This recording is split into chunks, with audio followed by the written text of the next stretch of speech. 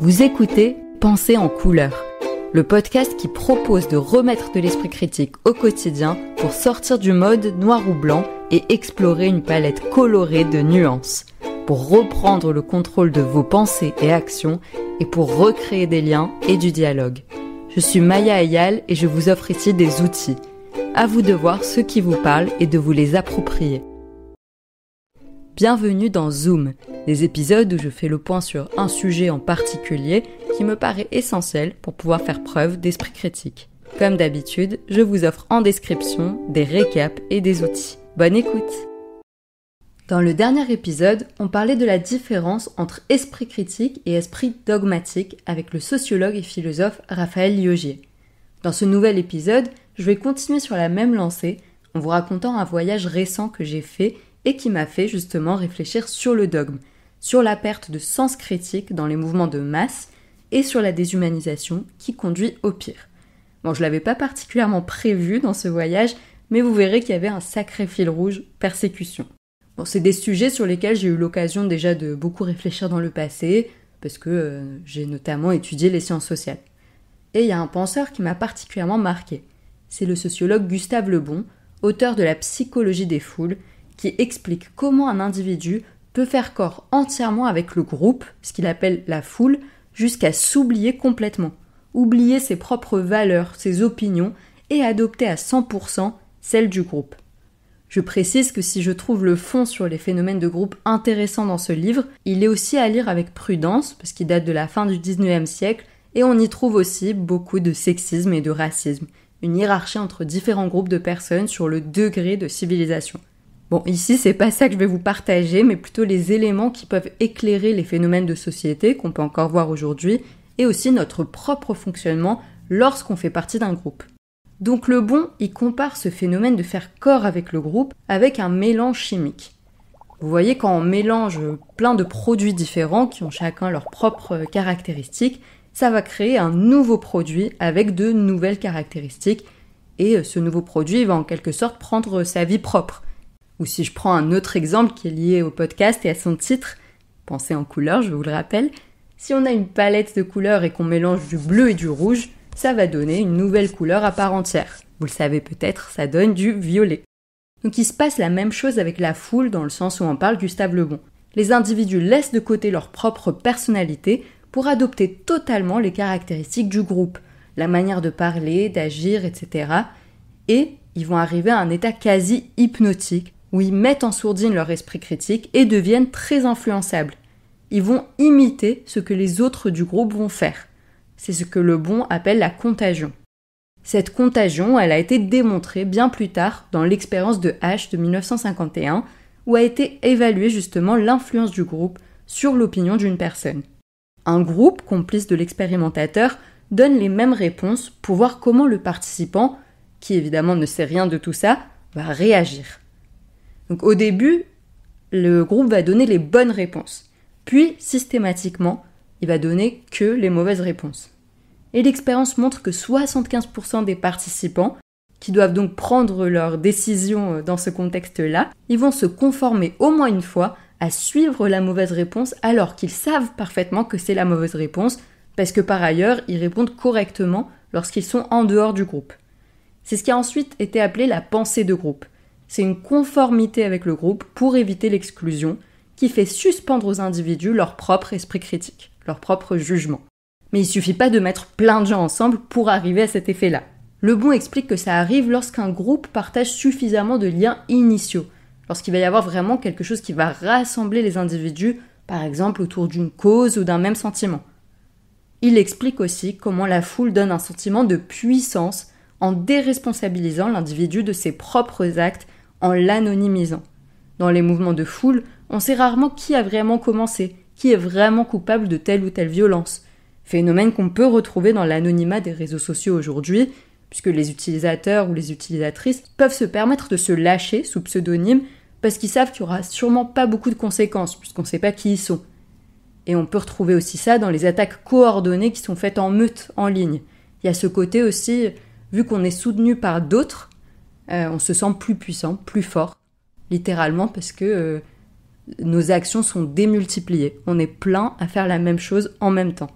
Le Bon dit d'ailleurs qu'il n'est pas nécessaire d'être ensemble physiquement pour obtenir cette uniformité du groupe. Et à son époque, il n'y avait pas encore les réseaux sociaux. Finalement, il y a ce retour au primitif dans la foule, à l'instinct tribal, qui est assez contraire à la distance rationnelle et à l'esprit critique. Pour le Bon, la foule est incapable de nuances et conduit à deux extrêmes, soit à des comportements héroïques, soit à la destruction. Et malheureusement, la destruction est plus commune, mais il insiste sur le fait que c'est vraiment la foule qui va permettre les grands moments héroïques de l'histoire, en fait, parce qu'elle permet de faire des choses qu'on ne ferait pas si on était tout seul. Et bien évidemment, la force du collectif peut être extrêmement positive lorsqu'elle est dirigée vers un objectif de bien commun. On peut penser aux progrès sociaux qui ont pu advenir grâce à la mobilisation citoyenne, comme les droits des employés qui nous protègent aujourd'hui et qui se sont constitués après les mouvements ouvriers par exemple. Mais on a aussi des événements bien plus récents, et les réseaux sociaux peuvent apporter ces choses-là positives aussi. Au moment où je vous parle, il y a une mobilisation inédite que vous avez peut-être vu passer contre l'adoption de la loi Duplon, qui a été votée il y a quelques jours, et qui réintroduit un insecticide qui était auparavant interdit en France, mais autorisé dans tout le reste de l'Europe. Donc on a plus d'1 million de personnes qui ont signé cette pétition, et ça a l'air d'augmenter de jour en jour. Donc là, on peut avoir un exemple de contagion positive, puisque le but, a priori, n'est autre que la protection de la santé, de l'environnement, etc. Même si, bien évidemment, ça ne plaît pas à tout le monde, et pas tout le monde est d'accord avec ça, chacun ayant ses intérêts. Mais quand la force du groupe est dirigée vers des objectifs, on va dire, moins sympas, c'est là que des choses qui paraissent d'une violence inouïe a posteriori peuvent prendre place. Bon, sachant que c'est jamais ouvertement dit. On va jamais venir vous dire « alors mon objectif c'est d'exterminer une population ou de persécuter telle autre population, etc. » Ça va toujours être enrobé dans des discours qui vont venir justifier ces actes, les rendre même héroïques, les faire apparaître comme nécessaires pour un bien supérieur, etc. Il y a un autre élément qui est important dans ce qu'explique le Bon, c'est l'impulsivité de la foule et l'augmentation en intensité des actes. C'est ce que je vous disais tout à l'heure. En général, on va arriver à des comportements beaucoup plus forts, que ce soit héroïque ou destructeur, que si on était seul. Donc la foule, elle ne pense pas, mais elle agit, et ce, sous l'impulsion de leaders qui vont lui dire ce qu'elle doit faire. Il y a une étude célèbre en psychologie sociale qui s'appelle l'expérience de Milgram, qui date de 1963, et qui teste jusqu'où peut aller cette perte de valeur et de jugement propre de l'individu lorsqu'il est confronté à une figure d'autorité qui justement lui donne des ordres. Donc là, on a un professeur qui symbolise la figure d'autorité, qui demande aux participants de donner des décharges électriques à une personne qui est censée retenir des mots par cœur, et du coup on lui donne des décharges à chaque fois qu'elle se trompe. Et les participants, bien évidemment, ne savent pas que cette personne est une actrice et ne reçoit pas vraiment les décharges, heureusement. Donc elle a l'air par contre de souffrir, et elle crie même à certains moments de l'expérience. Et à chaque fois, le professeur ordonne aux participants de continuer à lui envoyer des décharges, et de plus en plus fortes. Cette expérience, elle a été répliquée de nombreuses fois, et elle arrive à une conclusion claire. La majorité des individus se soumettent à l'autorité. Il y a 62% des individus dans les expériences menées par Milgram qui, effectivement, vont suivre les ordres du professeur. Même s'il s'agit, je le rappelle, de faire souffrir une personne innocente pour une raison absurde, parce qu'elle n'arrive pas à mémoriser correctement des mots. Ça fait penser à la pièce de théâtre de Ionesco, pour celles et ceux qui la connaissent, La Leçon. Sauf que là, malheureusement, on est dans la vraie vie, puisque les participants pensent que la personne reçoit réellement les décharges électriques. Donc il y a certains qui doutent quand même avant de le faire, ils sont mal à l'aise, ils présentent des signes de stress, mais ce qui est important, c'est qu'ils le font quand même sous les encouragements du professeur. Donc dans ce contexte aussi, il y a une mise en sourdine de l'esprit critique et du jugement propre des individus qui vont agir non pas de leur propre chef, mais selon ce qu'on leur dit de faire. Tout ceci m'emmène enfin à mon voyage, celui dont je vous ai parlé au début de l'épisode. Je vous emmène d'abord à Amsterdam, ville qu'on associe peut-être plus à d'autres choses, mais qui a des musées d'histoire très intéressants, comme le musée maritime, qui parle surtout de l'apogée de l'Empire hollandais. Ce succès de l'Empire est, on le sait désormais, accompagné de colonisation et de trafic d'esclaves. Alors moi j'ai envie de me poser la question, comment des humains ont pu, pendant des siècles, traiter d'autres humains comme des êtres inférieurs, et au niveau systémique, c'est-à-dire que les sociétés fonctionnaient toutes comme ça. je pense qu'il y a un des éléments clés qui est justement le dogme. Le fait de se baser sur une soi-disant vérité absolue, inquestionnable, qui est démontrée par de la pseudo-science d'une inégalité des races. D'ailleurs, comme je vous disais au début de l'épisode, Le Bon aussi, il y croit dans son livre. Bon, on sait bien évidemment aujourd'hui que ça n'existe pas, cette supposée inégalité, et que tous les humains ont des capacités similaires, peu importe leur origine. Et puis, il y a bien sûr les récits qui soutiennent et justifient ce dogme. Dans le cas de la colonisation européenne, il s'agissait souvent d'apporter la bonne parole, d'évangéliser les non-chrétiens et de leur partager les supposées lumières européennes. Donc c'est tout un système qui a participé à l'esclavage et qui traitait les esclaves réellement comme des objets, comme s'il s'agissait de meubles ou de bijoux qu'on échange, qu'on distribue, qu'on vend. Je me souviens en particulier d'une anecdote qui était dans le musée, qui m'a semblé assez marquante. Il s'agit d'une traductrice hollandaise qui servait d'intermédiaire avec les populations esclaves. Donc elle a dû passer sa vie à leur côté pour apprendre leur langue, leurs coutumes, pour pouvoir communiquer facilement avec eux. Mais elle a quand même choisi dans son testament de léguer ces 6 esclaves, qui constituaient entre eux une famille, à ses différents enfants, donc en séparant cette famille sans aucune pitié, comme s'ils n'avaient pas les mêmes émotions qu'elle. Alors qu'encore une fois, elle les avait côtoyés pendant des années, donc elle avait bien dû se rendre compte qu'il s'agissait d'humains tout simplement comme elle. Il y a aussi bien sûr les normes de l'époque qu'il ne faut pas regarder avec nos yeux d'aujourd'hui pour comprendre comment tout cela a pu être possible. L'esclavage était malheureusement normal à l'époque, et ce depuis des siècles. Les Européens ne l'ont pas inventé, ils ont repris une pratique entre guillemets normale et l'ont massifiée à travers leurs empires. Et même pendant le temps des empires européens, ils n'étaient pas les seuls à avoir cette pratique, puisqu'elle était courante dans le monde arabo-musulman. Alors quand on y pense maintenant en Occident, normalement ça nous paraît complètement hallucinant, révoltant, que cette pratique était normale et si peu questionnée. Mais quand on nous met une norme dans la tête, et ce depuis qu'on est, il faut faire un effort assez important pour faire ce que Descartes appelle la table rase, remettre le plus possible en doute ses opinions déjà acquises pour s'en forger de nouvelles, des rationnelles et des fondées, ce qu'on essaye de faire ici dans ce podcast. Je rappelle aussi que l'esclavage moderne, malheureusement, continuait à exister à travers le travail forcé. En 2021, il y avait environ 50 millions de personnes dans une situation d'esclavage selon l'Organisation internationale du travail.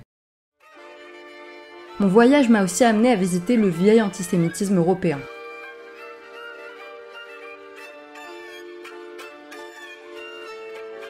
À Prague, il est raconté dans l'ancien quartier juif, qui n'est quasiment plus d'usage, puisque les juifs qui y vivaient ont soit été déportés, soit ont réussi à partir à temps. Mais avant même le temps des déportations nazies, les persécutions antisémites ont commencé des siècles plus tôt, donnant lieu à des pogroms, des massacres violents de juifs, des destructions de leurs maisons, etc. Les pogroms étaient des moments où la foule se livrait à ses plus bas instincts et se défoulait. L'étymologie m'a paru intéressante ici, entre foule et se défouler, qui viennent tous les deux du verbe fouler, dans le sens d'écraser, du fait d'un grand nombre de personnes. La raison de ces pogroms, des rumeurs sur une population considérée comme différente. Souvent des rumeurs de blood libel, comme on dit en anglais, qui accusent les juifs de boire le sang des chrétiens, alors que la religion juive interdit de consommer du sang, mais peu importe, ici, comme vous l'avez sans doute compris, les faits ne comptent plus. Ensuite, avec les nazis, la suspicion d'une conspiration juive destinée à empêcher la grandeur de l'Allemagne et à dominer le monde. Puis les communistes ont repris la main, après la fin de l'époque nazie, puisque ce sont eux qui arrivent au pouvoir dans ce qu'est à l'époque la Tchécoslovaquie. Et ce, avant qu'elle ne soit envahie par l'URSS en 1968, qui va changer un peu les détails du discours antisémite. Donc les juifs continuent à être accusés d'une conspiration, mais cette fois-ci sioniste, contre l'Empire soviétique, et ils sont cette fois-ci de collision avec les États-Unis, qui est l'ennemi juré de l'URSS. Vous voyez qu'à chaque fois on adopte un petit peu le message pour que ça corresponde aux enjeux actuels. Donc même les juifs qui sont pourtant actifs dans le parti communiste sont accusés simplement du fait de leur origine. On a l'exemple du procès de Rudolf Ślęski, je suis pas sûre de bien prononcer, encore appelé procès de Prague en 1952, qui est dans le style de l'affaire Dreyfus. Donc Ślęski, qui était secrétaire général du Parti communiste, a été exécuté pour trahison sans aucune base factuelle à ses accusations. Et 11 des 14 accusés de ce procès sont juifs. J'espère, si vous suivez ce podcast, que vous avez pris l'habitude de chercher à vérifier les faits qu'on vous présente comme évidents. L'Union soviétique continue d'ailleurs avec ses purges juives avec le complot des blouses blanches en 1953, où un faux complot est monté de toutes pièces par la NKVD, l'organisme d'État soviétique, pour accuser des médecins juifs d'assassinat. Il était d'ailleurs interdit d'évoquer les persécutions contre les juifs pendant toute la période de l'URSS, et les musées de Prague sur le sujet n'ont pu ouvrir qu'après la fin de cet empire. Tout ceci était bien sûr accompagné de propagande conspirationniste pour justifier ces actes. Staline déclare en 1952 « Tout sioniste est l'agent du service de renseignement américain ». Le mot sioniste étant ici synonyme de juif, puisque ça n'a aucun rapport avec les opinions politiques réelles des personnes accusées. Et de nombreuses campagnes vont dans le même sens. Et c'est bien ça le problème, la propagande qui conduit à ces phénomènes de foule violents qui font perdre toute rationalité aux individus qui y participent. En fait, dans ce contexte, on s'en fiche pas mal des faits, de la vérité. Tout ce qu'on veut, c'est du sang, c'est se lâcher. Ça vous rappelle pas un peu les réseaux sociaux, là encore ? Ces phénomènes peuvent évidemment avoir lieu dans tout grand rassemblement physique aussi, tant qu'il y a un côté émotionnel. Par exemple une manifestation ou même un match de foot, comme on l'a vu malheureusement récemment suite à la victoire du PSG à la Champions League. Je donne encore un dernier exemple, toujours issu de mon voyage. À Munich, un monument au sol rappelle un raid mené par les nazis, encore eux, en 1934 dans un bar gay, et qui marque le début d'une politique de persécution systématique contre les homosexuels. Tout ça a pu être possible car les autres, celles et ceux qui n'étaient pas d'accord et pensaient différemment et qui n'étaient pas directement menacés, se sont soit joints au groupe majoritaire parce que c'était plus confortable, soit ils se sont tus parce qu'ils avaient peur pour leur vie, ce qu'on peut comprendre. Si je reviens une seconde à Amsterdam, c'est plus pratique de le faire dans un podcast que dans la vraie vie où je mettrais un peu plus de temps à faire cette téléportation, j'ai aussi vu le musée de la résistance, qui nous rappelle justement que certaines personnes ont eu le courage de dire non, parfois au prix de leur propre vie, et toujours au prix de leur propre tranquillité, pour rester alignés et savoir qu'elles au moins ont fait leur possible. Bon, sinon je vous rassure, j'ai quand même passé un bon moment dans mon voyage, à part toutes ces histoires de persécution. Mais ça me paraît essentiel de les garder en tête, surtout aujourd'hui où les réseaux sociaux nous déconnectent encore plus facilement de notre humanité et nous font oublier que derrière des groupes de personnes qu'on essentialise, il y a des individus, tout comme nous, avec des émotions et une envie de vivre tranquille. Et ça me paraît aussi important de revenir à l'histoire, à une époque où elle ne cesse d'être déformée et simplifiée. Si on ne comprend pas notre histoire, on ne comprend pas notre présent. Soyons vigilants à toute déshumanisation, toute généralisation sur un groupe de personnes. Il n'y a jamais 100% d'individus qui pensent et agissent pareil, même si elles peuvent le faire momentanément en faisant corps avec le groupe, comme on l'a vu. Mais ça ne veut pas dire que les individus pris justement hors du groupe pensent pareil. Maintenant, j'aimerais voir ce qu'on peut faire avec tout ça. Si vous êtes témoin de propos ou d'actes violents et dangereux en ligne, vous pouvez agir. Vous pouvez signaler les propos violents qui mettent en danger des personnes ou incitent à la haine sur la plateforme Pharos. Je vous mets tous les liens dans la fiche récap. Si ces propos sont tenus à la télévision, vous pouvez les signaler à l'Arcom. Et vous pouvez aussi faire appel aux organismes de défense des droits ou de lutte contre le racisme, l'antisémitisme, le sexisme, l'homophobie ou autres discriminations, par exemple le Défenseur des droits ou les associations spécialisées comme SOS Racisme, la LICRA, SOS Homophobie, etc. Si la violence émane de personnes que vous connaissez, faites-leur remarquer ce qui est problématique dans leurs propos ou actions, sans jugement. Demandez-leur pourquoi ils ou elles l'ont fait, et soyez à l'écoute pour essayer de les amener à voir ce qu'il y a derrière. Ça peut être difficile parfois, surtout si on est complètement en désaccord avec ce que dit la personne, mais ça peut vraiment être utile de leur faire prendre conscience tout seuls de ce qu'ils sont en train de dire ou de faire. Par exemple, vous pouvez leur demander « Pourquoi tu penses ça ? Sur quoi est-ce que tu te bases pour dire que tel groupe agit toujours de telle façon ? Est-ce que tu peux trouver des contre-exemples ? Soyons nous-mêmes des lanternes dans nos propres groupes pour empêcher tout glissement et méfions-nous des effets de groupe qui nous font converger vers des positions toujours plus extrêmes et irrationnelles. Parce que la violence commence par la pensée et les mots qui la permettent. Qu'avez-vous pensé de cet épisode ?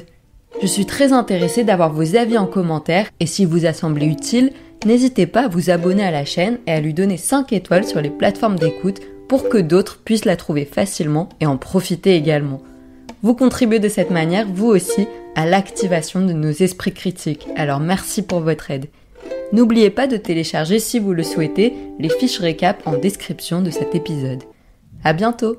Critique et persiste, mais